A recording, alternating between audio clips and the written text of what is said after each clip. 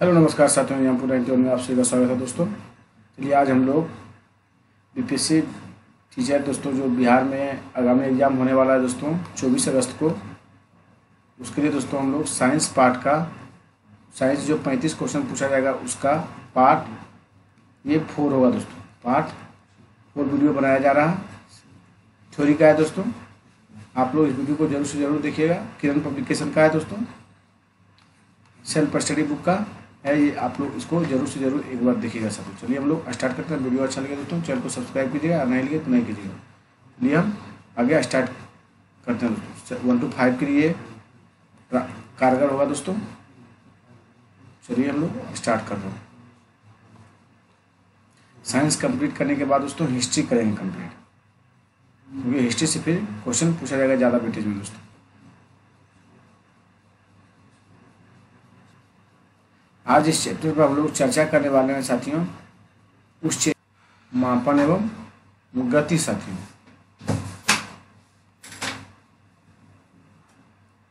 ये हम लोग स्टार्ट करते हैं। चलिए भौतिक राशि देखिए, वैसी राशि जिसे मापा जा सकता है उसे हम क्या कहते हैं? भौतिक राशि कहते हैं दोस्तों। इन्हें निम्नलिखित 2 वर्गों में बांटा गया है। और पेन को हम चेंज कर लेते हैं।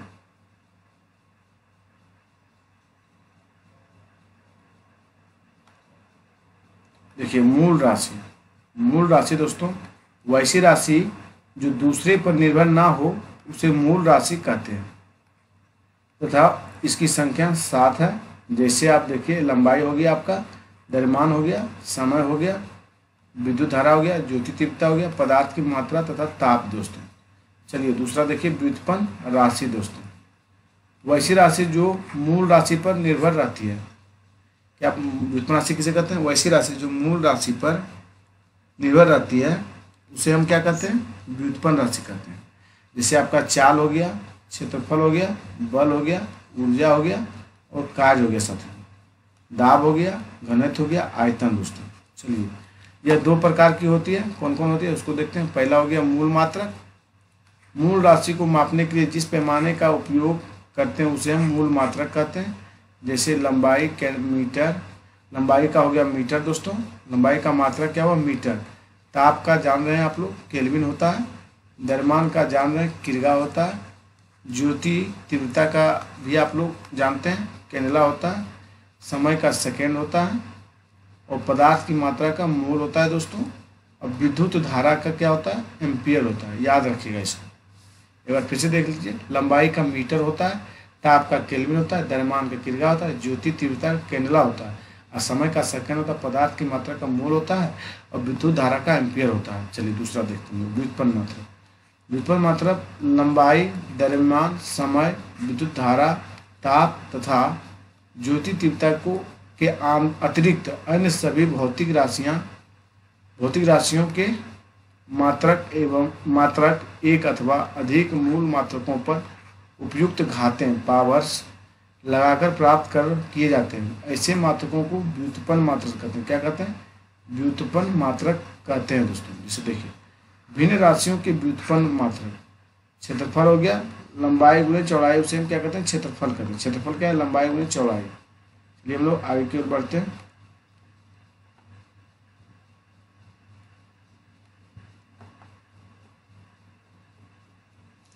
ये क्षेत्रफल का मात्रक क्या हुआ? लंबाई का मात्रक गुणे चौड़ाई का मात्रक बराबर क्या हुआ? मीटर गुना मीटर बराबर मीटर दोस्तों। आयतन देखिए, आयतन का क्या हुआ? लंबाई, चौड़ाई और ऊंचाई दोस्तों। आयतन का मात्रक हो गया लंबाई का मात्रक, चौड़ाई का मात्रक और ऊंचाई का मात्रक दोस्तों। मीटर गुना मीटर बराबर हो गया मीटर गुणे मीटर क्यू दोस्तों। चलिए घनत्व बराबर देखिए द्रव्यमान बटे आयतन दोस्तों। घनत्व का मात्रक है द्रव्यमान का मात्रक हो गया आपका किर्गा, और आयतन का मात्रक हो गया दोस्तों मीटर क्यू। तो हो गया किर्गा मीटर क्यू दोस्तों। इसी तरह चलिए घनत्व को ग्राम बटे सेंटीमीटर क्यू में व्यक्त कर सकते हैं दोस्तों। घनत्व को हम 1 किर्गा बटे मीटर क्यू बराबर 10 के पावर क्यू ग्राम बटे 10 के पावर क्यू सेमी दोस्तों, यानी 10 के पावर -3 ग्राम सेमी क्यू दोस्तों। बटे में गया दोस्तों तो माइनस ऊपर आया। देखिए चाल बराबर होता है दूरी बटे समय दोस्तों, चाल को कहते हैं। चाल का मात्रक क्या होता है? दूरी का मात्रक मीटर होता है, दूरी का मात्रक मीटर, और समय का मात्रक सेकेंड होता है दोस्तों, समय का मात्रक सेकेंड होता है। त्वरण देखिए, त्वरण हो गया चाल बराबर हो गया परिवर्तन बटे समय दोस्तों, तो त्वरण बराबर हो गया चाल दोस्तों, चाल बराबर हो गया परिवर्तन बटे समय। त्वरण का मात्रक होता है मीटर प्रति सेकेंड दोस्तों, मीटर बटे सेकेंड। अगर हम इसे लिखेंगे तो मीटर -1 होगा दोस्तों, इसको मीटर प्रति सेकेंड हो गया, और सेकेंड बराबर हो गया सेकेंड स्क्वायर दोस्तों। बल बराबर देखिए द्रव्यमान गुणित त्वरण हुआ दोस्तों, बल का मात्रक आपका किग्रा माइनस मीटर प्रति सेकेंड स्क्वायर हो गया दोस्तों।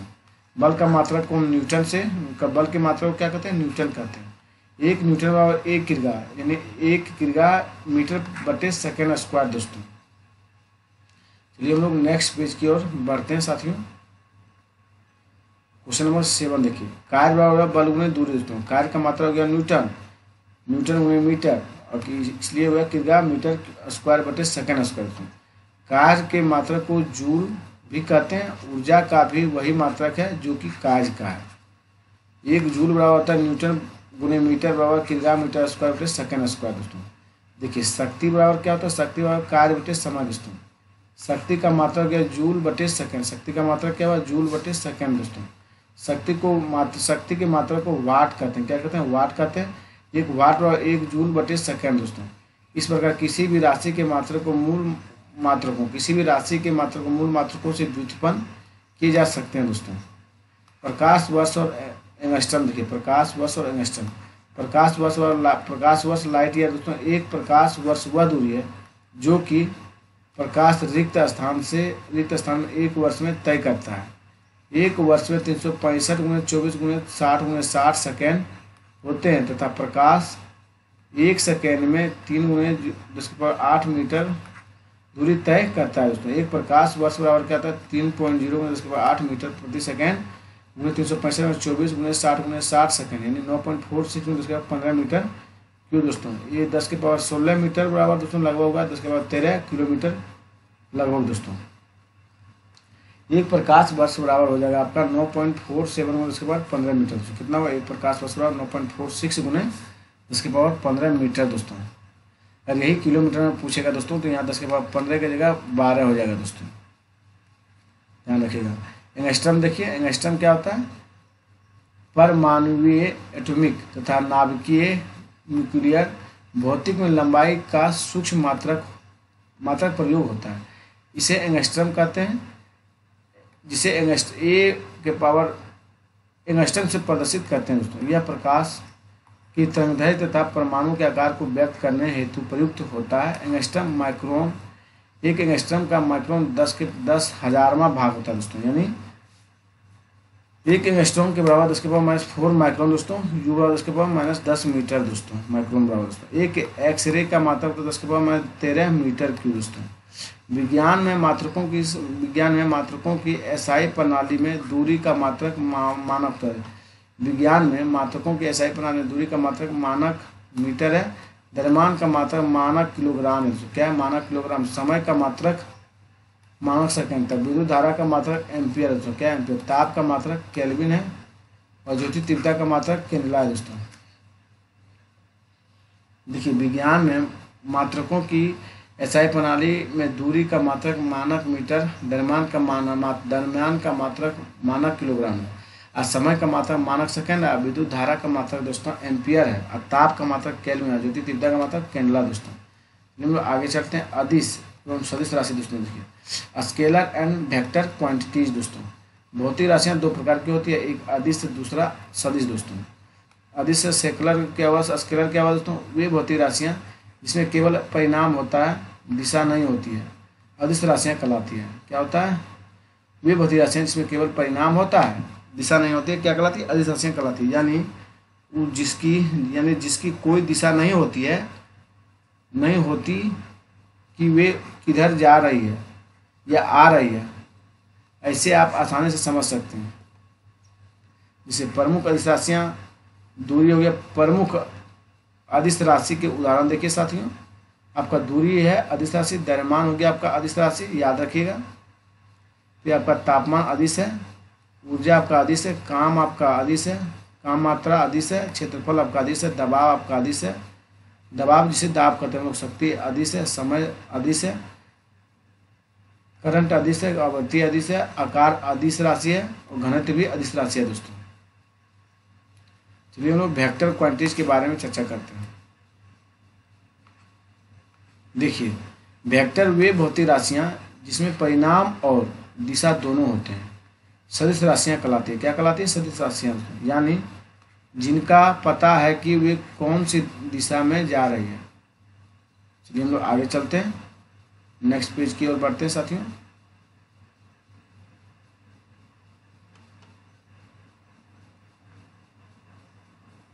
देखिए, प्रमुख सदिश राशियां दोस्तों कौन कौन है?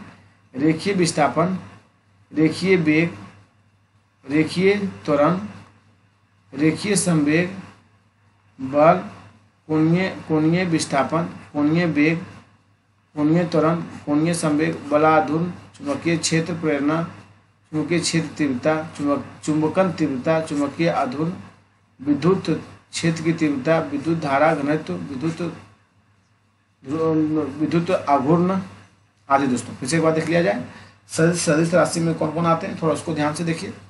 रेखीय विस्थापन आपका आ जाएगा, फिर आपका रेखीय वेग आएगा, रेखीय त्वरण आ जाएगा, रेखीय संवेग आएगा दोस्तों, ये सब सदिश राशि। बल हो जाएगा सदिश राशि, कोणीय हो गया सदिश राशि, कोणीय विस्थापन भी सदिश राशि है, कोणीय वेग सदिश राशियाँ हैं दोस्तों, कोणीय त्वरण सदिश राशियाँ, कोणीय संवेग सदिश राशियाँ, बल आघूर्ण सदिश राशियाँ, चुंबकीय क्षेत्र प्रेरणा सदिश राशियाँ हैं दोस्तों, चुंबकीय क्षेत्र तीव्रता सदिश राशि, चुंबकन तीव्रता भी सदिश राशियाँ, चुंबकीय आघूर्ण दोस्तों ये भी सदिश राशियाँ, विद्युत क्षेत्र की तीव्रता सदिश राशियाँ, विद्युत धारा दोस्तों ये भी सदिश राशियाँ, विद्युत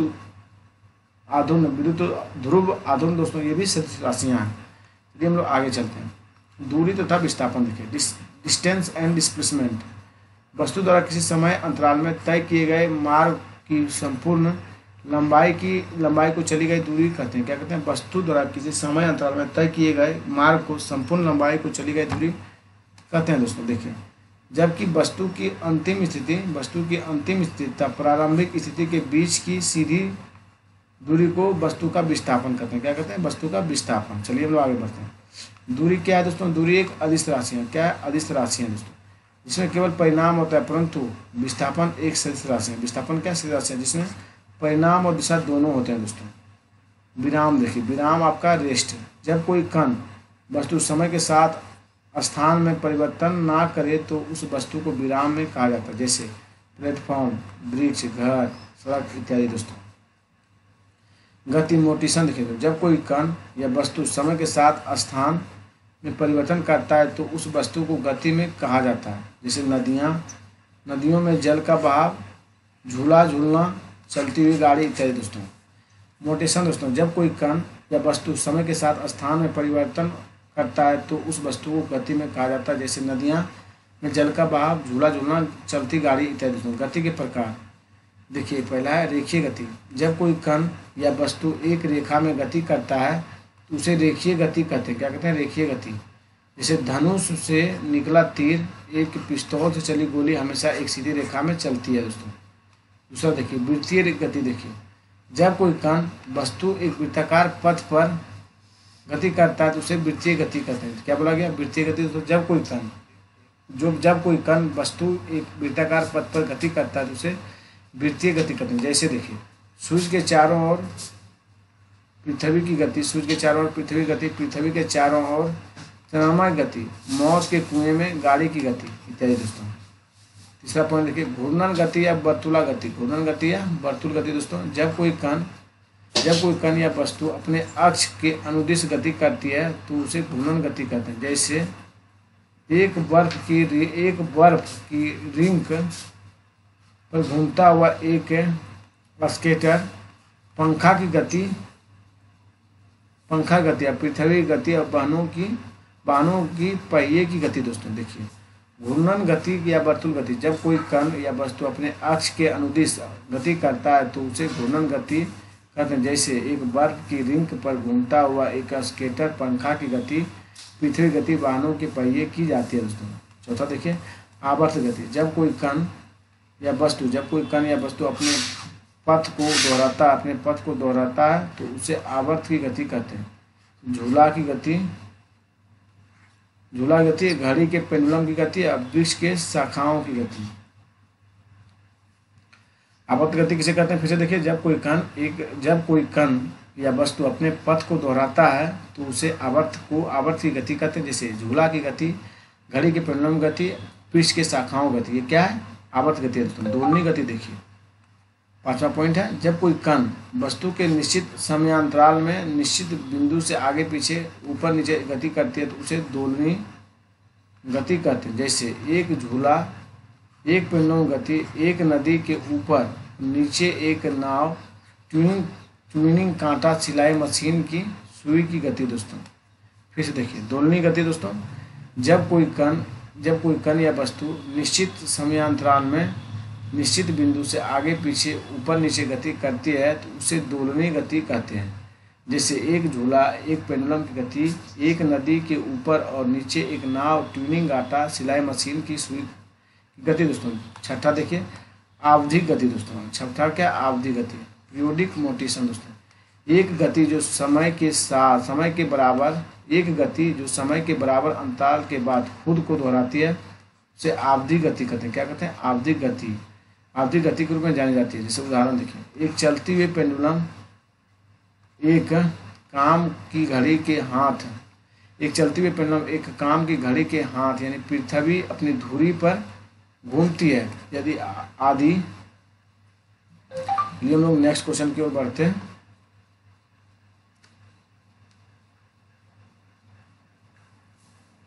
चलिए,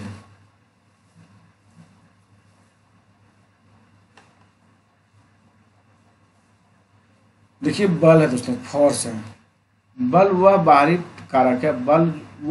कारक है जिसकी सहायता से किसी वस्तु के स्थान का परिवर्तन करते हैं या करने की चेष्टा करते हैं। बल का इकाई मात्रा न्यूटन है तथा यह एक सदिश राशि है दोस्तों। क्या है? एक सदिश राशि है। डाइन और न्यूटन दोनों सीजियस और एसआई प्रणाली बल की इकाई है दोस्तों। न्यूटन और डाइन को किलोमीटर प्रति सेकेंड स्क्वायर बटे सेंटीमीटर सेकेंड स्क्वायर के रूप में भी लिखा जा सकता है, क्योंकि बल बराबर द्रव्यमान गुणित त्वरण होता है दोस्तों। एक डाइन बराबर क्या होता है? 10⁻⁵ न्यूटन, 10⁻⁵ kg बराबर 1.1 kg मीटर प्रति सेकेंड स्क्वायर दोस्तों। बल के प्रकार देखिए दोस्तों। पेशीय बल, पहला बल है पेशीय बल। मनुष्य या जीव जंतुओं के पेशियों के द्वारा लगाए गए बल को पेशीय बल कहते हैं। जैसे बैल द्वारा गाड़ी खींचना, किसी भी वस्तु को उठाना, ये सब क्या? पेशीय बल का उदाहरण दोस्तों। दूसरा देखिए, गुरुत्व बल। देखिए, गुरुत्व बल क्या होता है साथियों, जानिए। पृथ्वी और किसी वस्तु के बीच लगने वाले बल को गुरुत्व बल कहते हैं। जैसे पेड़ की पत्ती एवं फल के नीचे गिरना, पत्थर को ऊपर फेंकने से पुनः नीचे आ जाना दोस्तों। क्या है गुरुत्व बल दोस्तों? पृथ्वी और किसी वस्तु के बीच लगने वाले बल के गुरुत्व बल कहते हैं। जैसे पेड़ की पत्ती एवं फल का नीचे गिरना, पृथ्वी को ऊपर फेंकने से पुनः नीचे आ जाना दोस्तों, उसे गुरुत्व कहते हैं। देखिए, अंतरान्विक बल दोस्तों। अंतरान्विक बल क्या होता है? पदार्थ के कणों के बीच लगने वाला आकर्षण बल को आंतरिक बल कहते हैं दोस्तों। ठोस पदार्थ देखिए, आंतरिक बल सबसे अधिक परंतु गैसीय पदार्थ में सबसे कम लगता है। आंतरिक बल जो है दोस्तों, पदार्थ के कणों के बीच लगने वाले आकर्षण बल का आंतरिक बल कहते हैं दोस्तों। ठोस पदार्थ में आंतरिक बल सबसे अधिक परंतु गैसीय पदार्थों में सबसे कम लगता है। तीसरा पॉइंट देखिए, घर्षण बल दोस्तों।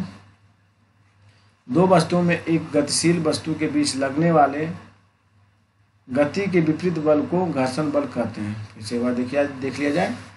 जब दो वस्तुओं में एक गतिशील वस्तु के बीच लगने वाले गति के विपरीत बल को घर्षण बल कहते हैं हम। देखिए, जैसे मनुष्य का पृथ्वी पर चलना, वाहनों के पहिए का चलना, जिसको क्या विपरीत घर्षण बल दोस्तों। घर्षण को कम करने के लिए सतह पर ग्रीस, मोबिल, स्नेहक तथा पाउडर का उपयोग किया जाता है घर्षण को कम करने के लिए दोस्तों। घर्षण को कम करने के लिए वाहनों के टायर गोटीदार बनाए जाते हैं। बल के गुण देखिए, बल लगाकर किसी वस्तु को गति में लाया जा सकता है। बल लगाकर किसी वस्तु को गति में लाया जा सकता है। दूसरा पॉइंट देखिए, बल लगातार गतिशील वस्तु को विराम में बल जो है लगातार गतिशील वस्तु को विराम में लाया जा सकता है दोस्तों। बल लगाकर गतिशील वस्तु की दिशा में परिवर्तन लाया जा सकता है। बल लगाकर गतिशील वस्तु की दिशा में परिवर्तन लाया जा सकता है। कार्य देखिए, कार्य हो गया वर्क दोस्तों। किसी वस्तु पर लगाया गया बल उसकी स्थिति में परिवर्तन कर दे तो यह कहा जाता है कि वस्तु का कार्य किया गया है। कार्य एक कैसी राशि है? अदिश राशि है साथियों। तो इसका SI मात्रक जूल यानी सीजीएस मात्रक में अर्घ होता है दोस्तों। कार्य क्या होता है? सीजीएस मात्रक में अर्घ दोस्तों। कार्य तभी हुआ माना जाता है जब किसी वस्तु पर कोई बल लगे, वस्तु को अपने स्थान से विस्थापित हो जाती है। कार्य बराबर हो गया दोस्तों फोर्स यानी बल बटे विस्थापन, डिस्प्लेसमेंट दोस्तों। देखिए, पढ़ना, लिखना, सोना, बैठना, हंसना, रोना इत्यादि विज्ञान की भाषा में कार्य नहीं समझा जाता है दोस्तों। ये हम लोग नेक्स्ट पेज की तरफ बढ़ते हैं साथियों। आप लोग अगर वीडियो देखते हैं तो लाइक जरूर से जरूर वीडियो कीजिए और कमेंट भी कीजिए दोस्तों कि हाँ वीडियो इसी तरह अपलोड करते रहें कि नहीं रहें। जो चीज़ नहीं समझ में आता जरूर से जरूर कमेंट कीजिए दोस्तों। सिर्फ वीडियो देखिए ही नहीं, अपने दोस्तों को भी शेयर भी कीजिए। शून्य कार्य देखिए दोस्तों। शून्य कार्य वह कार्य जिसमें बल लगाए जाने के बाद भी कोई भी विस्थापन उत्पन्न ना हो, शून्य कार्य कहलाता है। चलिए, एक समान वेग से गतिशील वस्तु पर कुल बल द्वारा किया जाने वाला कार्य 0 होता है दोस्तों। कण पर कुल बल 0 हो तब किया जाने वाला कार्य 0 होता है। जब हम दीवार को धक्का देते हैं और यह विराम में रहती है तब कार्य 0 होता है दोस्तों। जब लोलक दोलन गति करता है तब तनाव बल किया गया कार्य 0 होगा दोस्तों। जब नाभिक के चारों ओर गतिमान हो तब आकर्षण बल द्वारा किया गया कार्य 0 होगा दोस्तों। क्या बोला गया? जब नाभिक के चारों ओर गतिमान हो तब आकर्षण बल द्वारा किया गया कार्य 0 होगा। यदि कुली एक समान को क्षैतिज सतह पर ढोकर ले जाता है तब गुरुत्व के विरुद्ध किया गया कार्य 0 होगा दोस्तों। गुरुत्व के विरुद्ध किया गया कार्य क्या होगा? 0 साथियों।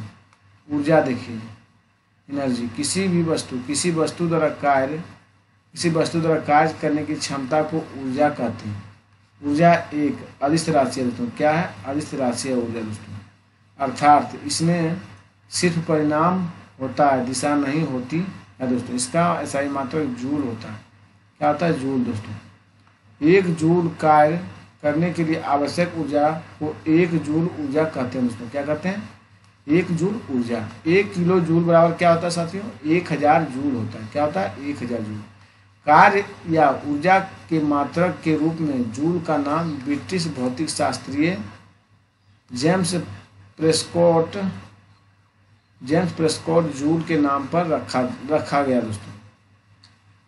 किसी वस्तु द्वारा खुद पर किए गए कार्य से उत्पन्न ऊर्जा को यांत्रिक ऊर्जा कहते हैं। यह 2 प्रकार की होती है।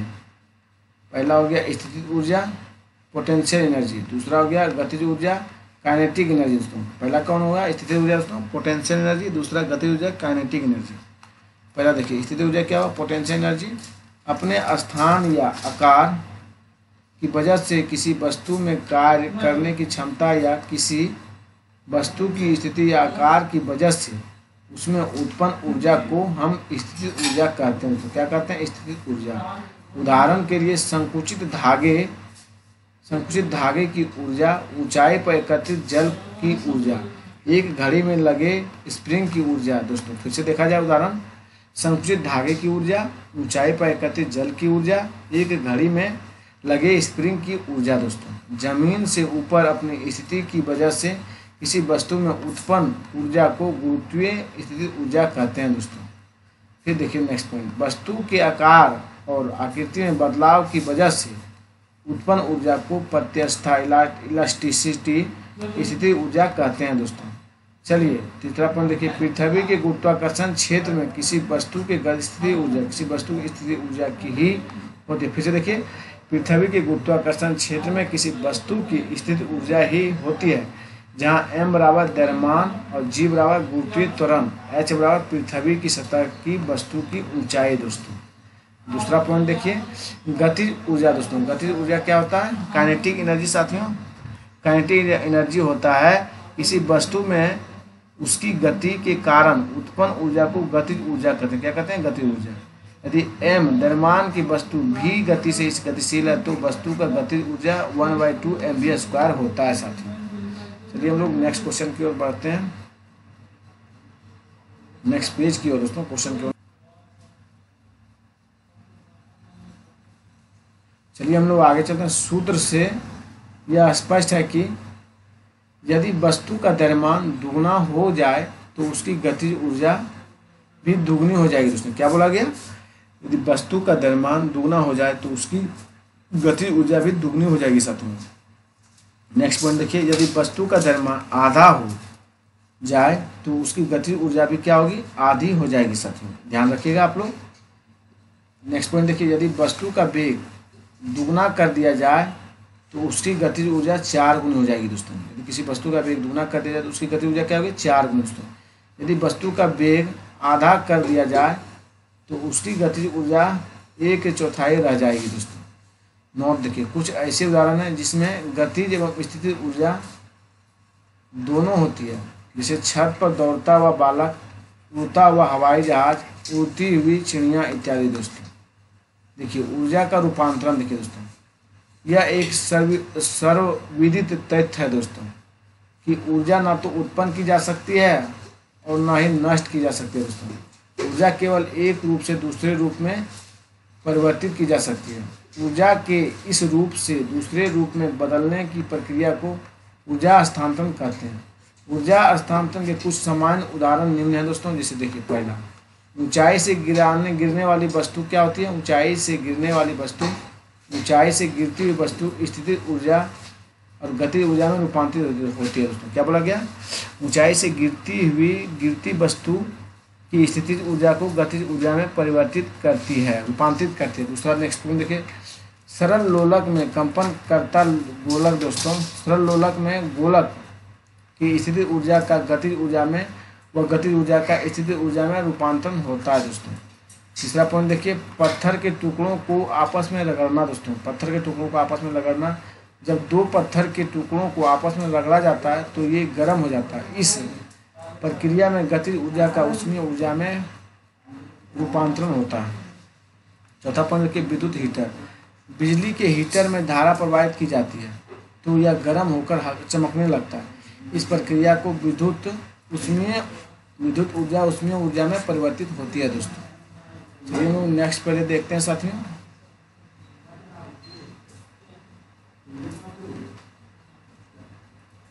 देखिए पांचवा पॉइंट क्या है?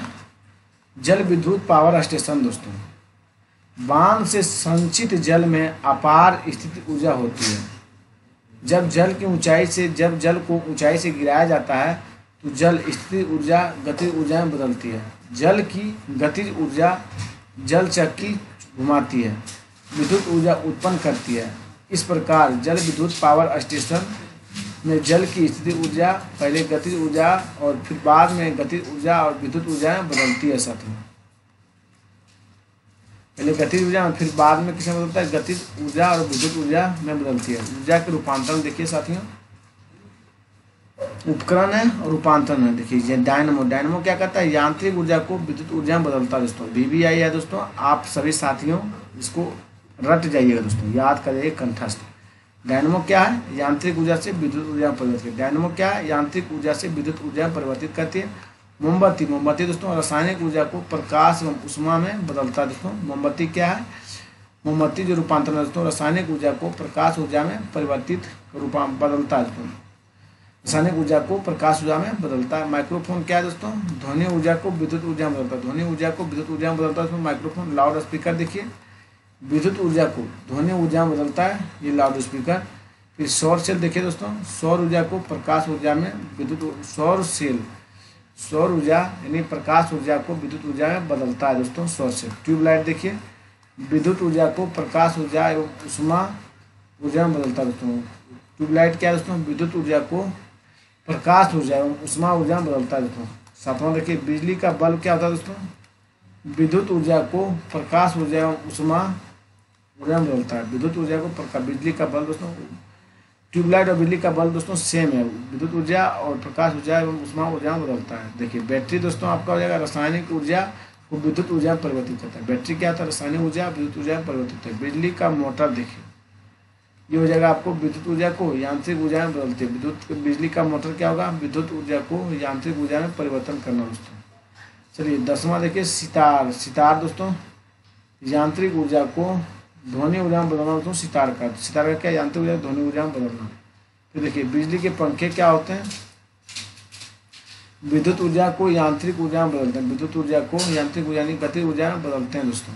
ऊष्मीय पावर देखिए, ऊष्मीय पावर स्टेशन क्या हुआ दोस्तों, कोयले की रासायनिक ऊर्जा को विद्युत ऊर्जा में बदलते हैं। कोयले की रासायनिक ऊर्जा को विद्युत ऊर्जा में बदलते हैं। ऊष्मा इंजन देखिए, ऊष्मीय ऊर्जा यांत्रिक ऊर्जा दोस्तों। ऊष्मीय ऊर्जा क्या है, यांत्रिक ऊर्जा में है दोस्तों। ऊष्मीय ऊर्जा यांत्रिक ऊर्जा में परिवर्तित करते हैं ऊष्मा इंजन दोस्तों।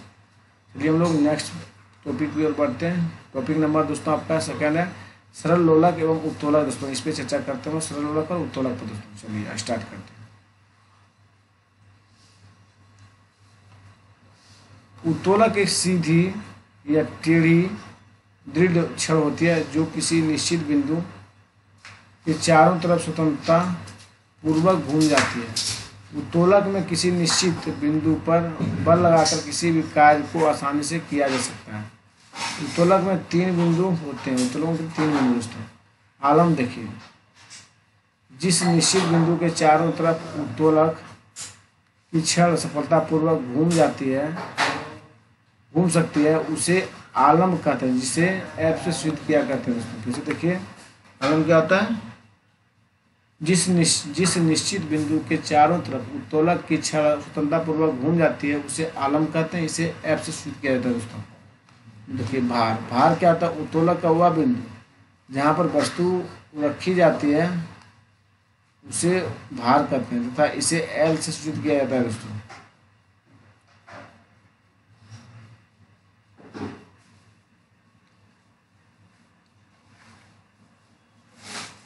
भार क्या हुआ दोस्तों, उत्तोलक का वह बिंदु जहाँ पर वस्तु रखी जाती है उसे भार कहते हैं और इसे एल से सूचित कहते हैं। देखिए आयास देखिए, आयास या प्रयास फोर्स से अंग्रेजी में बोलते हैं। उत्तोलक का वह बिंदु जहाँ पर बल लगाया जाता है उसे आयास या प्रयास कहते हैं दोस्तों। उत्तोलक के सिद्धांत देखिए, उत्तोलक के सिद्धांत क्या होते हैं दोस्तों, आयास गुणे आयास भुजा बराबर भार गुणे भार भुजा दोस्तों। चलिए हम लोग नेक्स्ट पेज की ओर बढ़ते हैं।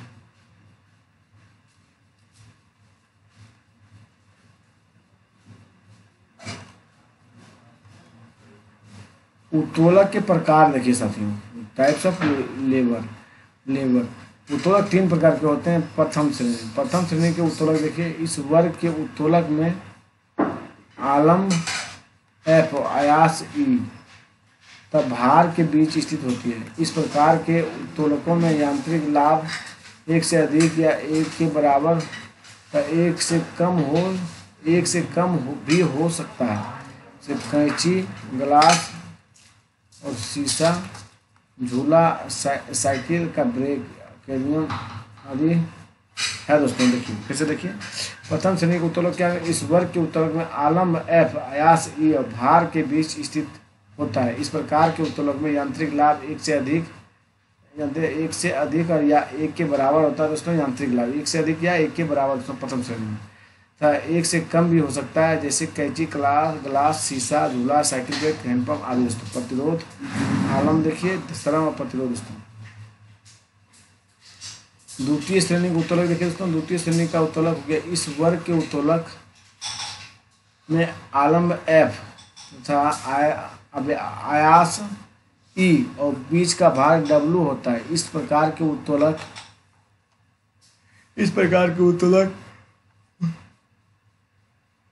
यांत्रिक लाभ सदैव 1 से अधिक होता है। जैसे सरोता हो गया। द्वितीय दोस्तों नींबू निचोड़ने की मशीन, फिर देखिए आपका फिर कौन कौन सा है दोस्तों, निचोड़ने मशीन, एक पहिए से कूड़ा धोने की गाड़ी, कैंची, गिलास, साइकिल का ब्रेक, क्लच जो होता है दोस्तों, तराजू, हैंडपम्प, कील उखाड़ने का औजार और नेल कटर दोस्तों। इसका क्या है, द्वितीय श्रेणी के उत्तोलक है दोस्तों। निचोड़ने की मशीन, श्रोता, एक पहिए की कूड़ा धोने वाली गाड़ी, कैंची, पिलास, साइकिल का ब्रेक, कल्चर, तराजू, हैंडपम्प, कील उखाड़ने की औजार और नेल कटर दोस्तों। द्वितीय वर्ग के उत्तोलक में भार देखिए दोस्तों, भार मध्य में होता है। इसके एक और आलम एफ, दूसरी को अयास ई होता है दोस्तों। उत्तोलक के प्रकार देखिए, आलम देखिए दोस्तों, आलम हो गया प्रथम श्रेणी के मध्य से रहेगा, आलम जो है प्रथम श्रेणी के मध्य से रहेगा। लोड देखिए द्वितीय श्रेणी के मध्य से रहेगा लोड दोस्तों। प्रयास क्या होगा, प्रयास दोस्तों आपका हो जाएगा तृतीय श्रेणी का मध्य में रहेगा, तृतीय श्रेणी के मध्य में रहेगा दोस्तों। आलस जो है प्रथम श्रेणी के मध्य में रहता है, और लोड जो है द्वितीय श्रेणी के मध्य में रहता है, प्रयास आपका तृतीय श्रेणी के मध्य में रहता है दोस्तों। चलिए देखिए तृतीय श्रेणी के उत्तोलक क्या है, इस वर्ग के उत्तोलक में आलम एफ और भार डब्ल्यू के बीच आयाम ई होता है, जिससे चिमटा, किसान का हल, मनुष्य के हाथ इत्यादि दोस्तों।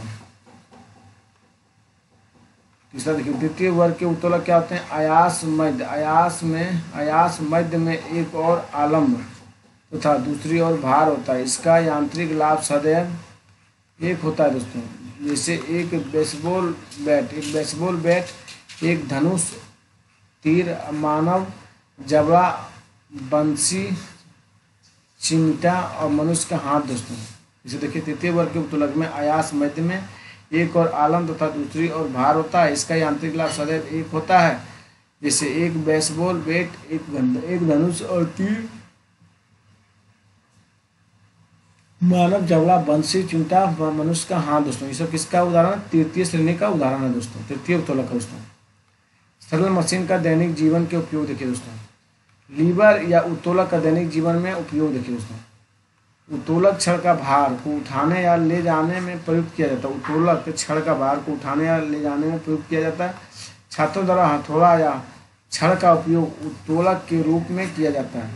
छात्रों द्वारा जो है दोस्तों हथौड़ा तथा छड़ का प्रयोग उत्तोलक के रूप में किया जाता है।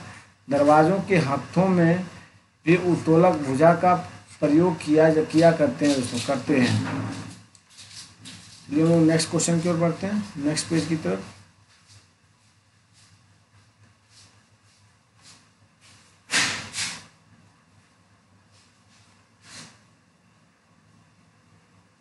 स्क्रू देखिए दोस्तों, स्क्रू पेंच का दैनिक जीवन में उपयोग। स्क्रू या पेंच का दैनिक जीवन में निम्नलिखित उपयोग है। हम स्क्रू या पेंच का प्रयोग जैक मशीन, टूल्स तथा प्रेस आदि में करते हैं।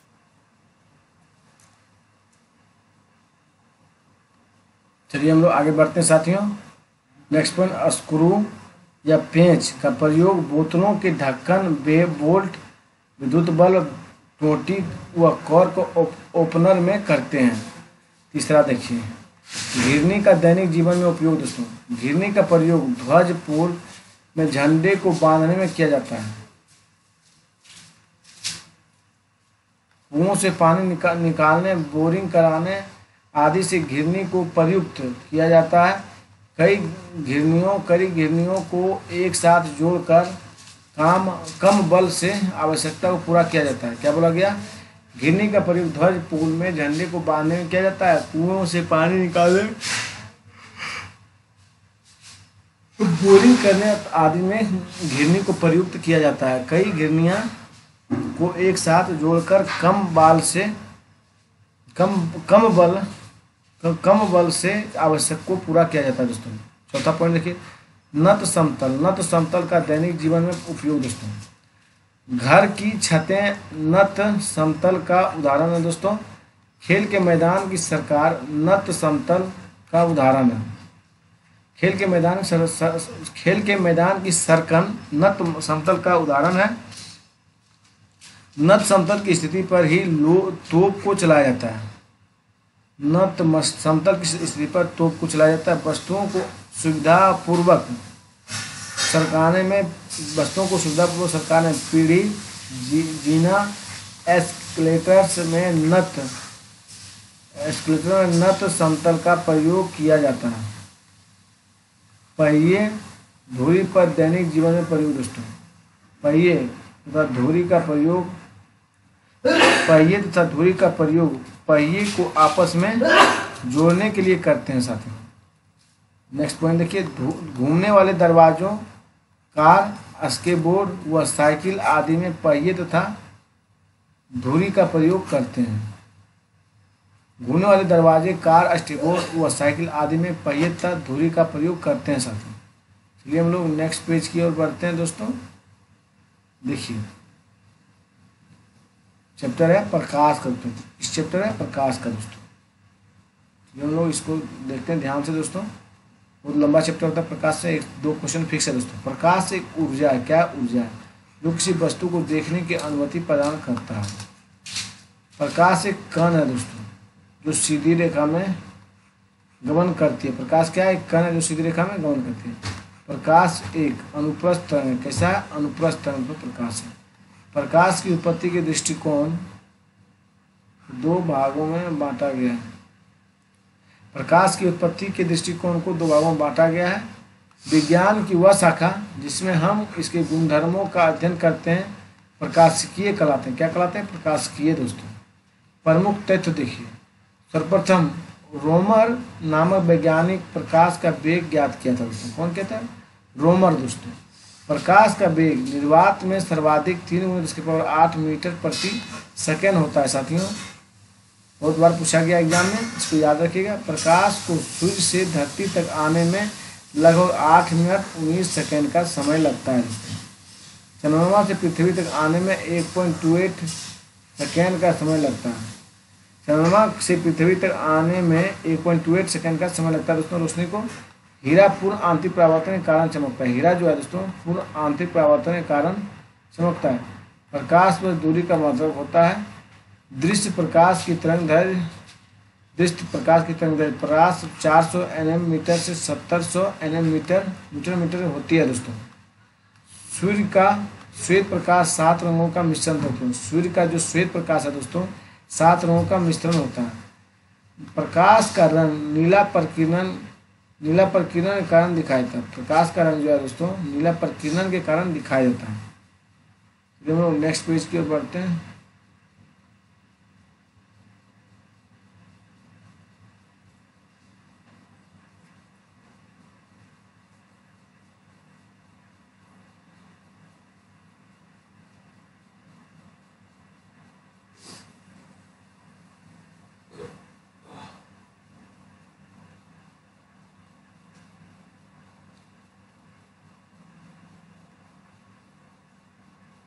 चलिए दोस्तों हम लोग नेक्स्ट पेज की ओर बढ़ रहे हैं।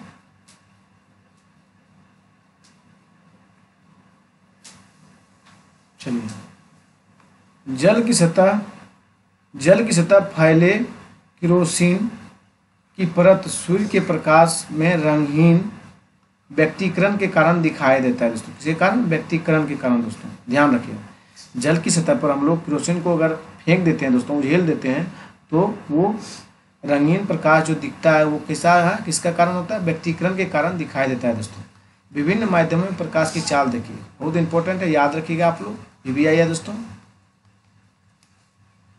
देखिए निर्वात में प्रकाश की चाल क्या होता है दोस्तों? 3 × 10⁸ मीटर प्रति सेकंड होता है दोस्तों। ये पावर में है दोस्तों, इस मत समझिएगा 108 है, ये पावर में सब है दोस्तों। ये पावर में जितना भी है ये पावर में है दोस्तों। चलिए देखिए निर्वात में क्या हुआ? प्रकाश की चाल तो 3 × 10⁸ हो गया। अब पानी में हो गया 2.25 × 10⁸ मीटर प्रति सेकंड दोस्तों। 2.25 × 10⁸ मीटर प्रति सेकंड। अब कांच में दोस्तों 2 × 10⁸ मीटर प्रति सेकंड, 2 × 10⁸ मीटर प्रति सेकंड तो कांच का हो गया। अब तारपीन का तेल दोस्तों 2.04 × 10⁸ प्रति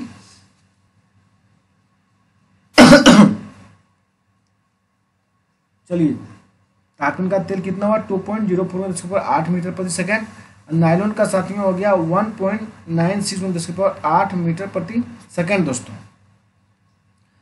एक बार फिर से देख लिए, नायलॉन का हो गया 1.96 मीटर प्रति सेकंड, और तारपीन का तेल हो गया दोस्तों 2.04 8 मीटर प्रति सेकंड, कांच का दोस्तों 2 मीटर प्रति सेकंड, और पानी का हो गया आपका 2.25 8 मीटर प्रति सेकंड, और प्रकाश को निर्वात में दोस्तों 3.8 मीटर प्रति सेकंड दोस्तों प्रकाश की चाल में हिस्सा है दोस्तों। चलिए हम लोग आगे बढ़ते हैं।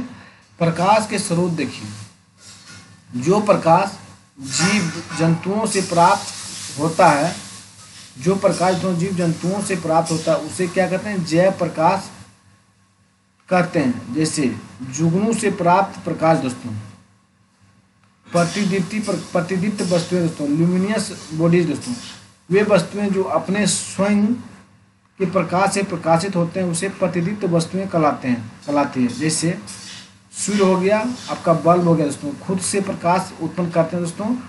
और प्रतिदीप्त वस्तुएं उसे कहते हैं नॉन ल्यूमिनियस बॉडीज दोस्तों, वे वस्तुएं जिनका अपना स्वयं का कोई प्रकाश नहीं होता है, लेकिन उन पर प्रकाश डालने पर वे दिखाई देने लगती है और प्रतिदीप्त वस्तुएं कहलाती है। जैसे में आप देखिए, आपका हो जाएगा किताब दोस्तों, कुर्सी इत्यादि दोस्तों। चलिए हम लोग नेक्स्ट पेज की ओर बढ़ते हैं।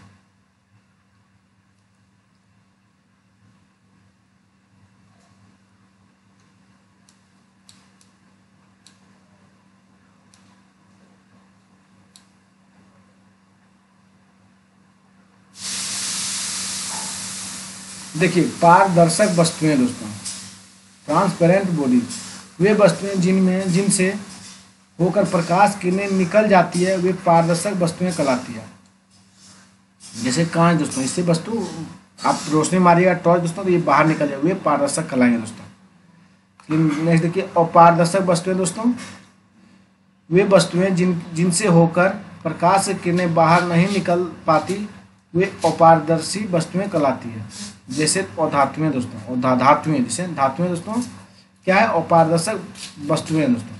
अर्धपारदर्शक वस्तुएं देखिए दोस्तों, वे वस्तुएं जिन पर प्रकाश किरणें पड़ने से उनका कुछ भाग तो अवशोषित हो जाता है तथा कुछ बाहर निकल जाता है, अर्धपारदर्शक वस्तुएं कहलाती है। जैसे तेल लगा हुआ कागज दोस्तों। किरण देखिए, किरण प्रकाश के चलने के पथ को किरण कहते हैं। किरण किसे कहते हैं लोग, प्रकाश के चलने के पथ को किरण कहते हैं। किरण पुंज देखिए, किरण पुंज, प्रकाश पुंज, किरणों के समूह को किरण पुंज तथा प्रकाश पुंज कहते हैं दोस्तों। नेक्स्ट देखिए, छाया देखिए दोस्तों, जब अपारदर्शी वस्तु पर प्रकाश पड़ती है तो उसके विपरीत दिशा में एक अंधेरे क्षेत्र बन जाता है जिसे हम लोग छाया कहते हैं। जैसे देखिए, छाया क्या होता है, जब अपारदर्शी वस्तु पर प्रकाश पड़ती है तो उसके विपरीत दिशा में एक अंधेरा क्षेत्र बन जाता है जिसे छाया कहते हैं।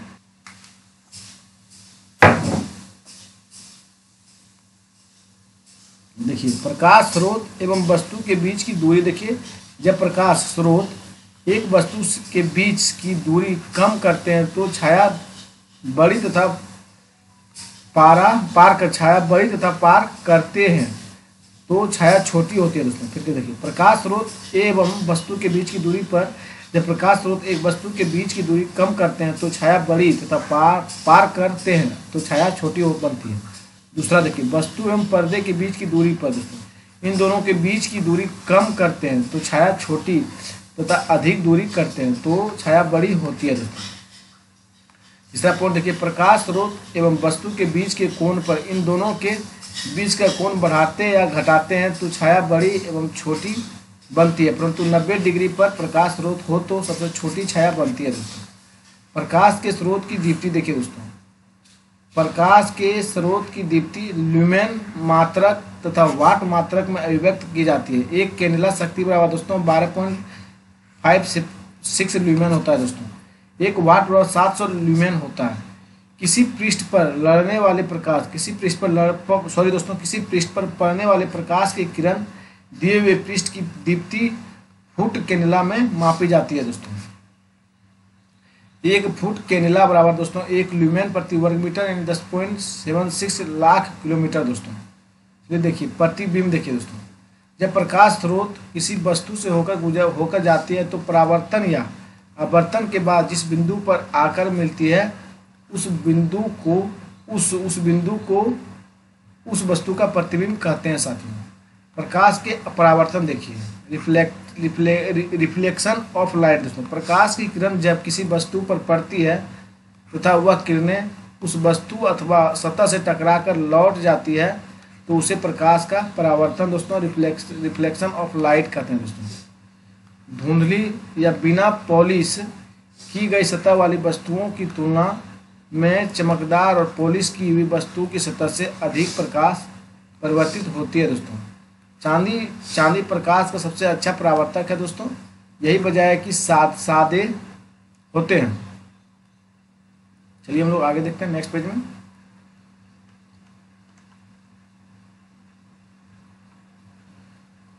कांच की सीट की एक तरफ चांदी की पतली परत लगाकर समतल दर्पण बनाया जाता है। चांदी की इस परत को लाल रंग के पेंट से सुरक्षित किया जाता है दोस्तों। प्रकाश के अपवर्तन देखिए दोस्तों, रिफ्लेक्शन ऑफ लाइट, प्रकाश किरणें का एक पारदर्शी माध्यम से दूसरी पारदर्शी माध्यम में जाने पर दिशा परिवर्तन या मुड़ना प्रकाश का अपवर्तन कहलाता है दोस्तों। जैसे देखिए अपवर्तनांक के कारण घटित घटनाएं दोस्तों, दर में अंशतः डूबी हुई सीधी छड़ टेढ़ी दिखाई देना दोस्तों, ये प्रकाश अपवर्तन के कारण है दोस्तों। तारे टिमटिमाते हुए दिखाई पड़ते हैं, अपवर्तन के कारण है। और सूर्योदय के पहले या सूर्यास्त के बाद भी सूर्य दिखाई देता है, ये भी आपका अपवर्तन के कारण होता है। पानी से भरे किसी बर्तन की तली में पड़ा हुआ सिक्का ऊपर उठा हुआ दिखाई पड़ता है। फिर देखिए जल के अंदर पड़ी हुई मछली वास्तविक गहराई से कुछ ऊपर उठी हुई दिखाई पड़ती है दोस्तों। ये सब किसका कारण है? प्रकाश के अपवर्तन का। चलिए प्रकाश का प्रकीर्णन देखिए, स्कैटरिंग ऑफ लाइट, जब प्रकाश किसी ऐसे माध्यम से गुजरता है जिसमें अति सूक्ष्म आकार के कण जैसे धूल, धुएं के कण, वायु के अणु आदि विद्यमान हो तो इन कणों के द्वारा प्रकाश का कुछ भाग सभी दिशाओं में फैल जाता है। इस घटना को प्रकाश का प्रकीर्णन कहते हैं दोस्तों। लाल रंग के प्रकाश का प्रकीर्णन सबसे कम होता है तथा बैंगनी रंग के प्रकाश का प्रकीर्णन सबसे अधिक होता है दोस्तों। चलिए हम लोग आगे बढ़ते हैं। प्रकाश के प्रकीर्णन की घटनाएं देखिए। आकाश का रंग नीला प्रकाश के प्रकीर्णन के कारण ही दिखाई देता है दोस्तों। आकाश का रंग जो है नीला प्रकाश के प्रकीर्णन के कारण ही दिखाई देता है। समुद्र तथा महासागरों के जल का रंग नीला भी प्रकाश प्रकीर्णन के कारण ही प्रतीत होता है दोस्तों। तीसरा पॉइंट देखिए, सूर्योदय या सूर्यास्त के समय सूर्य का लाल तप्त दिखाई देना दोस्तों, ये भी होता है प्रकीर्णन, प्रकाश के प्रकीर्णन की घटनाएं होती है। और खतरे के संकेत में लाल रंग के प्रकाश का प्रयोग होना दोस्तों, ये भी प्रकाश के प्रकीर्णन का कारण होता है। फिर देखिए रेलगाड़ी को रोकने के लिए जो झंडी का प्रयोग किया जाता है वह लाल होता है। क्रिकेट की गेंद भी लाल होती है। अतः अस्पताल की गाड़ी पर बना क्रॉस का चिन्ह भी लाल रंग का होता है। यह सब इसलिए ताकि यह दूर से ही दिखाई दे जाए दोस्तों। प्रकाश के प्रकीर्णन के कारण ये सब होता है दोस्तों। वर्षा वाले बादलों का श्वेत यानी सफेद दिखाई देना दोस्तों प्रकाश के प्रकीर्णन के कारण है। वायुमंडल में उपस्थित धूल के कणों द्वारा प्रकीर्णन के कारण सूर्य की अनुपस्थिति में भी सूर्योदय से पहले ही सूर्योदय के पश्चात कुछ देर तक आकाश में प्रकाश बना रहता है। इस प्रकाश को संध्या प्रकाश टू लाइट कहते हैं दोस्तों। चलिए दर्पण के बारे में चर्चा करते हैं। मिरर दोस्तों, वह उस चमकदार तल को दर्पण कहते हैं जिससे प्रकाश का नियमित परावर्तन होता है। दर्पण के चमकदार तल को अपरावर्तक तल कहते हैं। समतल दर्पण देखिए, प्लेन मिरर दोस्तों, वैसे दर्पण जिसका परावर्तक सतह समतल हो उसे समतल दर्पण कहते हैं। समतल दर्पण क्या होता है? वैसे दर्पण जिसका परावर्तक सतह समतल हो उसे समतल दर्पण कहते हैं दोस्तों। उपयोग देखिए, उपयोग क्या हुआ? सोलर कुकर, सौंदर्य प्रसाधन, ड्रेसिंग मिरर, पेरिस्कोप, बहुमूर्ति बनाने, सजावटी सामग्री बनाने और कैसीडोस्कोप में दोस्तों। देखिए दूसरा पॉइंट देखिए, गोलीय दर्पण, सेफ्रिकल मिरर दोस्तों, ऐसे दर्पण जिसका परावर्ती पृष्ठ गोलीय होता है उसे गोलीय दर्पण कहते हैं। क्या कहते हैं? गोलीय दर्पण। गोलीय दर्पण निम्नलिखित दो प्रकार के होते हैं दोस्तों। पहला है एक अवतल दर्पण, कॉनकेव मिरर जिसे हम लोग कहते हैं। इस प्रकार के दर्पण का परावर्ती पृष्ठ दबा हुआ होता है जिसे अभिसारी दर्पण भी कहते हैं। क्या कहते हैं अवतल दर्पण को? अभिसारी दर्पण। कौन? कन्वर्जेंट मिरर दोस्तों, जिसे हम लोग इंग्लिश में कन्वर्जेंट मिरर भी कहा करते हैं। उपयोग देखिए, इसका उपयोग होता है सोलर कुकर, हजामती दर्पण के रूप में डॉक्टरों द्वारा नाक, कान और गला इत्यादि को जांच करने में, टॉर्च, सर्च लाइट तथा वाहनों की हेडलाइट के रूप में दोस्तों उपयोग होता है। डिश एंटीना का जो परावर्तक पृष्ठ होता है वह भी अवतल होता है दोस्तों। सैटेलाइट से आने वाली तरंगों को यह परावर्तक पृष्ठ एंटीना के ऊपर फोकस करा देता है।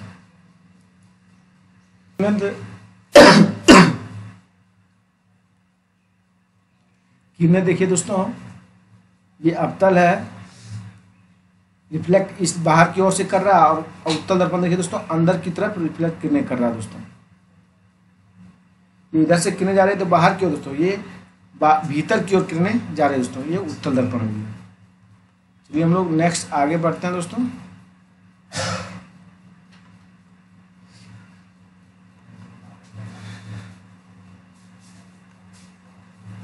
तो देखिए उत्तल दर्पण, कॉन्वेक्स मिरर। इस प्रकार के दर्पण का परावर्ती पृष्ठ उभरा हुआ रहता है। किसा रहता है? उभरा हुआ रहता है दोस्तों।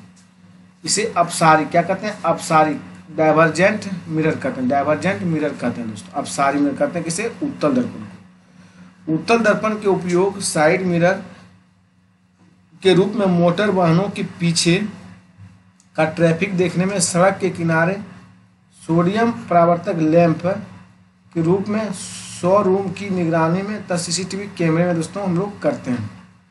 उत्तल दर्पण का उपयोग कहाँ करते हैं? साइड मिरर के रूप में, मोटर वाहनों में पीछे का ट्रैफिक देखने में, सड़क के किनारे सोडियम परावर्तक लैंप में दोस्तों, लैंप के रूप में शोरूम की निगरानी में तथा सीसीटीवी कैमरे में दोस्तों। देखिए तीसरा क्या है? परवलयाकार दर्पण दोस्तों। देखिए ऐसा दर्पण जिसका परावर्ती पृष्ठ परवलयाकार होता है उसे परवलयाकार दर्पण कहते हैं। अवतल हो गया उत्तल दर्पण में अंतर दोस्तों। अवतल एवं उत्तल दर्पण में, अवतल और उत्तल दर्पण में अंतर देखिए। अवतल दर्पण का परावर्ती पृष्ठ, अवतल दर्पण का परावर्ती पृष्ठ अंदर की ओर दबा हुआ रहता है दोस्तों। अवतल दर्पण का जो है परावर्ती पृष्ठ जो है अंदर की ओर दबा हुआ तथा उत्तल दर्पण का परावर्ती पृष्ठ जो है उभरा हुआ होता है दोस्तों। जैसे देखिए आपका अवतल दर्पण का फिगर देखिए आपका इस तरह होगा दोस्तों, ऐसे है, ये उभरा हुआ है दोस्तों, मतलब अंदर की ओर है दोस्तों। ये हो गया आपका अवतल दर्पण दोस्तों। और फिर उभरा हुआ जो बोला उत्तल दोस्तों, ये आपका इस तरह होगा दोस्तों, अंदर की ओर होगा।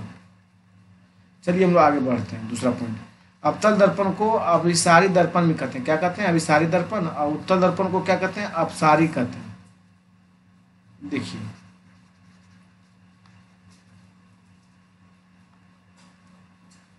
उत्तल दर्पण को हम लोग क्या कहते हैं? अपसारी कहते हैं, और अवतल दर्पण को अभिसारी दर्पण कहते हैं। चलिए नेक्स्ट पॉइंट चलते हैं हम लोग। तीसरा, अवतल दर्पण को, अवतल दर्पण में प्रतिबिंब वास्तविक, प्रतिबिंब जो है वास्तविक और आभासी दोनों प्रकार के होते हैं दोस्तों। अवतल दर्पण में प्रतिबिंब जो है वास्तविक और आभासी दोनों प्रकार का बनता है, किंतु उत्तल दर्पण में प्रतिबिंब हमेशा आभासी बनता है दोस्तों। उत्तल दर्पण में अगर पूछे प्रतिबिंब कैसा बनता है तो हमेशा आभासी बनता है दोस्तों। चौथा पॉइंट देखिए, अवतल दर्पण में प्रतिबिंब वस्तु से बड़ा बनता है। अवतल दर्पण में प्रतिबिंब किस तरह बनता है? वस्तु से बड़ा दोस्तों। अब वस्तु के बराबर या वस्तु से छोटा भी बन सकता है, किंतु उत्तल दर्पण में प्रतिबिंब हमेशा वस्तु से छोटा बनता है दोस्तों। उत्तल दर्पण में प्रतिबिंब पूछे हमेशा छोटा बनता है दोस्तों, वस्तु से छोटा बनेगा। पांचवा पॉइंट देखिए, अवतल दर्पण की फोकस की दूरी ऋणात्मक होती है। अवतल दर्पण की जो फोकस की दूरी कैसा होता है? ऋणात्मक होता है दोस्तों। लेकिन उत्तल दर्पण की फोकस की दूरी धनात्मक होता है। कैसा होता है? धनात्मक होता है दोस्तों, पॉजिटिव होता है, प्लस होता है, और वो ये माइनस होता है दोस्तों। चलिए हम लोग आगे की ओर बढ़ते हैं। विद्युत धारा है दोस्तों कि चैप्टर का नाम क्या है? विद्युत धारा दोस्तों। चलिए देखते हैं।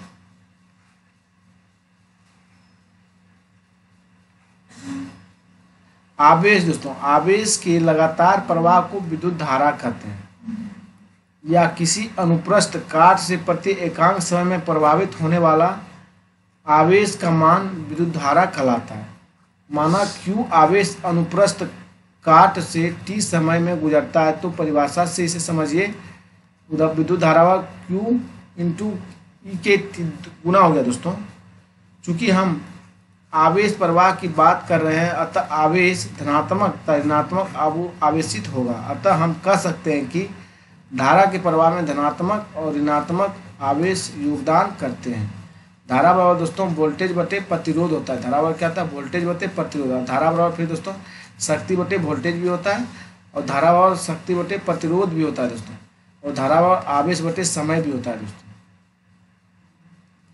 विद्युत धारा की दिशा देखिए। विद्युत धारा की दिशा दोस्तों, धन आवेश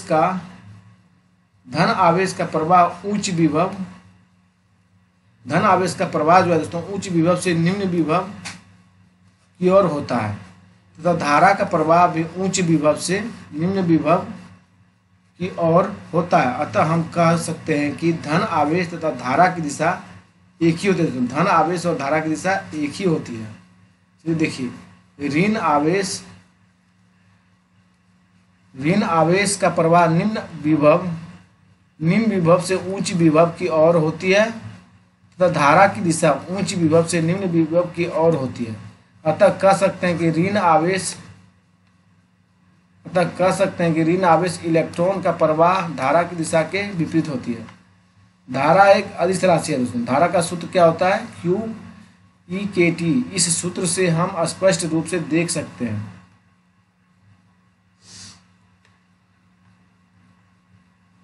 देखिए यहाँ दो राशियां आ रही है दोस्तों, एक आवेश और समय, दूसरा है दोस्तों समय। ये दोनों राशियां ही अदिश राशियां, अतः विद्युत धारा भी अदिश राशि है दोस्तों।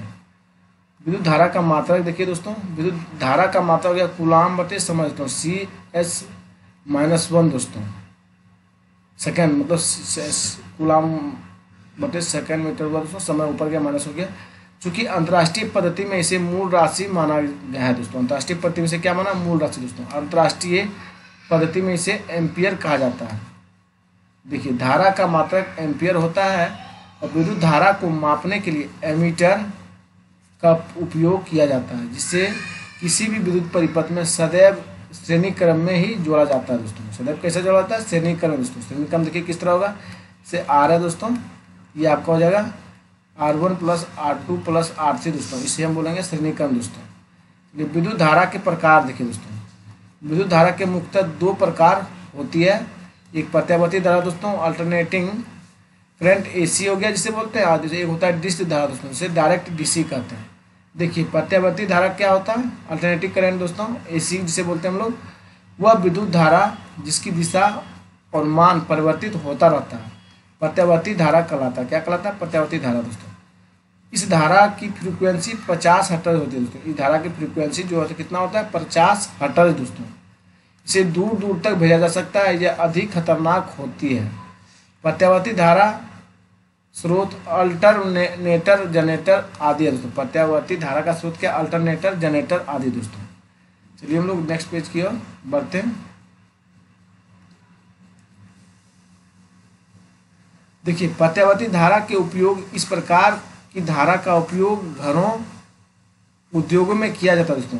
क्या बोला गया? प्रत्यावर्ती धारा का जो उपयोग है, इस प्रकार की धारा का उपयोग घरों और उद्योगों में किया जाता है। हमारे घरों में उपयोग आने वाली सामग्री से पंखा, वाटर पंप दोस्तों, जिसे सबमर्सिबल कहते हैं हम लोग, जैसे में मिक्सर मशीन दोस्तों, फ्रिज, कूलर, लाइट आदि सब प्रत्यावर्ती धारा का ही प्रचलित होते हैं, प्रत्यावर्ती धारा से ही प्रचलित होते हैं दोस्तों। चलिए दूसरा देखिए, दिष्ट धारा दोस्तों, जिसे हम लोग DC कहते हैं दोस्तों। यह विद्युत धारा जिसकी दिशा व मान परिवर्तित नहीं होता है, दिष्ट धारा कहलाती है दोस्तों। क्या कहलाता है? दिष्ट धारा। देखिए, इस धारा की फ्रीक्वेंसी 0 हर्ट्ज होती है, इसकी फ्रीक्वेंसी नहीं होती है दोस्तों। इसे दूर दूर तक नहीं भेजा जा सकता है, यह कम खतरनाक होता है दोस्तों। दृष्ट धारा स्रोत देखिए, दृष्ट धारा स्रोत, दृष्ट धारा को सेल यानी बैटरी, डीसी जनरेटर आदि से स्रोत से प्राप्त किया जाता है दोस्तों। देखिए दृष्ट धारा का उपयोग होता है दोस्तों, दृष्ट धारा में दिशा व मान नियत रहने के कारण इसका उपयोग कई जगह पर किया जाता है। जैसे देखिए मोबाइल की बैटरी में दृष्ट धारा का प्रयोग होता है, इन्वर्टर बैटरी में, बैटरी चार्जिंग में, इलेक्ट्रो प्लांटिंग में, इलेक्ट्रो मैग्नेट बनाने में, पोल चार्जिंग में, रील एमसीबी में तथा अन्य सर्किट ब्रेकर जिसे कई जगह पर दृष्ट धारा डीसी का उपयोग किया जाता है दोस्तों। जैसे देखिए महत्वपूर्ण नोट देखिए, वोल्टेज को बढ़ाने के लिए सेल को श्रृंखला में व्यवस्थित किया जाता है। वोल्टेज को बढ़ाने के लिए दोस्तों, जो जिसे हम लोग स्टेबलाइजर कहते हैं, श्रृंखला में व्यवस्थित किया जाता है। धारा को बढ़ाने के लिए सेल को समांतर में व्यवस्थित करते हैं। तो सेल को किस में व्यवस्थित करते हैं? समांतर श्रेणी में दोस्तों।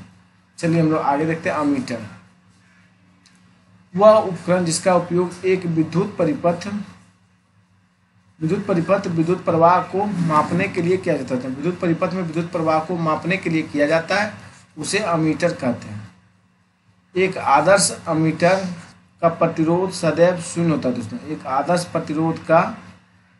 अमीटर का प्रतिरोध शून्य होता है, जो सदैव विद्युत परिपथ श्रृंखला में जुड़ा होता है। इसे श्रेणी क्रम में जोड़ा जाता है दोस्तों। देखिए वोल्ट मीटर एक उपकरण है जिसका उपयोग विद्युत परिपथ में दो बिंदुओं के बीच विभवांतर को मापने के लिए किया जाता है। वोल्ट मीटर जो दोस्तों, वोल्ट मीटर का एक उपकरण है जिसका उपयोग हम विद्युत परिपथ को दो बिंदुओं के बीच विभवांतर को मापने के लिए करते हैं। एक आदर्श वोल्ट मीटर का प्रतिरोध अनंत होता है दोस्तों। एक आदर्श वोल्ट मीटर प्रतिरोध क्या होता है? अनंत होता है तथा इसे समांतर क्रम में इसे किसे जोड़ते हैं? समानांतर क्रम में जोड़ा जाता है दोस्तों। चलिए नेक्स्ट देखिए गैल्वेनोमीटर। देखिए दोस्तों गैल्वेनोमीटर एक उपकरण है दोस्तों जिसका उपयोग किसी विद्युत परिपथ में छोटी विद्युत धाराओं का पता लगाने और मापने के लिए किया जाता है। यह 10⁻⁻6 एम्पियर तक की धारा माप सकता है दोस्तों। यह एक गैल्वेनोमीटर को उसके समांतर एक शंट जोड़कर अमीटर में बदल सकता है दोस्तों। चलिए हम लोग देखते हैं।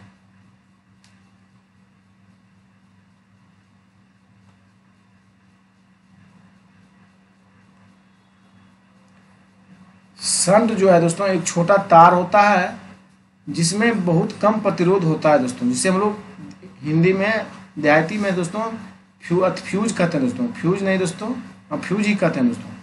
हम एक गैल्वेनोमीटर को उसकी श्रृंखला में एक बहुत ही उच्च प्रतिरोध को जोड़कर वोल्ट मीटर में परिवर्तित कर देते हैं। हम एक गैल्वेनोमीटर को उसकी श्रृंखला में एक बहुत ही ऊंचे प्रतिरोध को जोड़कर वोल्ट मीटर में भी परिवर्तित करते हैं।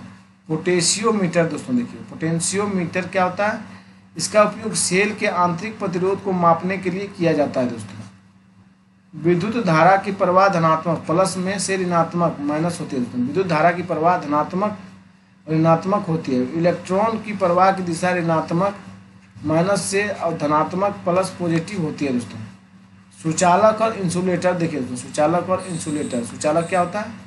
कंडक्टर देखिए, वह पदार्थ जो विद्युत आवेशों को आसानी से प्रभावित होने देते हैं चालक कहलाते हैं। क्या कहलाते हैं? चालक दोस्तों। चालक धारा के प्रवाह के लिए बहुत कम प्रतिरोध उत्पन्न करता है। उदाहरण देखिए, उदाहरण के लिए तांबा, चांदी, एल्युमिनियम आदि दोस्तों। इंसुलेटर देखिए दोस्तों, एक पदार्थ जिसका असीम रूप से उच्च प्रतिरोध होता है वह विद्युत को प्रभावित नहीं होने देता है दोस्तों। इसे क्या कहते हैं? इंसुलेटर कहा जाता है। उदाहरण के लिए रबर, कांच, प्लास्टिक, एवोनाइट दोस्तों। देखिए विद्युत परिपथ देखिए, इलेक्ट्रिक करंट दोस्तों। विद्युत धारा प्रवाह के लिए तैयार किया गया बंद एवं पूर्ण मार्ग परिपथ कहलाता है। तो किसी विद्युत परिपथ के मुख्य घटक निम्न होते हैं दोस्तों। सप्लाई स्रोत देखिए दोस्तों, सोर्स ऑफ सप्लाई, बैटरी हो गया जनित्र, सॉकेट, जनित्र हो गया सॉकेट आदि दोस्तों। देखिए दूसरा क्या है, सुरक्षा युक्ति, सेफ्टी डिवाइस दोस्तों, जैसे फ्यूज हो गया, थर्मल हो गया, रिले आदि दोस्तों। नियंत्रक युक्ति दोस्तों, देखिए स्विच हो गया, सर्किट ब्रेकर आदि दोस्तों। चौथा उपभोक्ता युक्ति देखिए दोस्तों, कंज्यूमिंग डिवाइस हो गया, बल्ब, ट्यूब, लाइट, हीटर, पंखा आदि दोस्तों। सेल देखिए, सेल वैसी युक्ति जो रासायनिक ऊर्जा को विद्युत ऊर्जा में बदल देती है, उसे हम लोग सेल में 2 टर्मिनल प्लस माइनस होता है दोस्तों। बैटरी देखिए, सेनों के समूह को बैटरी कहते हैं, बैटरी किसे कहते हैं, सेनों के समूह को बैटरी कहते हैं। स्विच देखिए, यह एक ऐसी युक्ति है जो परिपथ के प्रवाह को चालू और बंद करती है, जिसे स्विच कहते हैं। फ्यूज देखिए, फ्यूज आपका एक ऐसी युक्ति है जो हमारे घर में विभिन्न मशीनों को नष्ट होने से बचाता है, उसे हम फ्यूज कहते हैं। बल्ब देखिए दोस्तों, यह एक ऐसी